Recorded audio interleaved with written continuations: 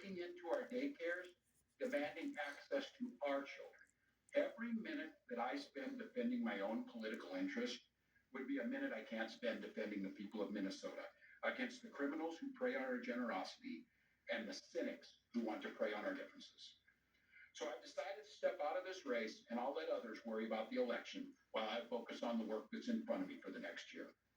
Focus on the work. It's a little late for that, Tim. That's like closing the barn door after the horse opened a bogus daycare center for Somali tots. And from what we've seen in Nick Shirley's videos, no one has access to children at those daycare centers. Hell, they're nowhere to be found.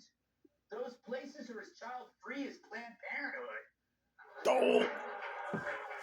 Yeah. So $9 billion in Somali fraud doesn't just happen. In part, it comes from a culture that runs on tribalism, piracy, and scams. But it's enabled by a government of cowards who turn a blind eye for fear of being called racist. So now Nick Shirley is some right-wing conspiracy theorist? No. Nick was pounding the pavement armed with a camera and a set of brass balls, while Waltz was MIA, menstruating in action. But Elon deserves credit too when he bought X. Before that, a story like this would have been smothered like one of Hillary's former friends. And don't forget Musk's Doge, which put waste, fraud, and abuse front of mind. We now realize our massive debt isn't just about spending, it's corruption. And that we could save trillions by simply rooting out the fraud. But still, you gotta wonder, would this have happened 30 years ago? Even Bill Clinton wouldn't have allowed this. For one thing, those skinny Somali broads, they're not his type. But we used to share responsibility when it came to civic order. But identity politics destroyed that.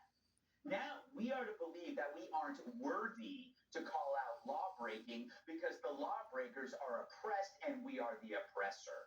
Identity politics erased all culpability, whether it's mass theft, open borders, fraud, recidivist crime. If you dared to call that out, then you were racist. Ask them not to lie, cheat, and steal. Hell, you might as well demand they don't marry their damn brother. But even racist claim was enough to turn clowns like Waltz into cowards. And talk about bad timing.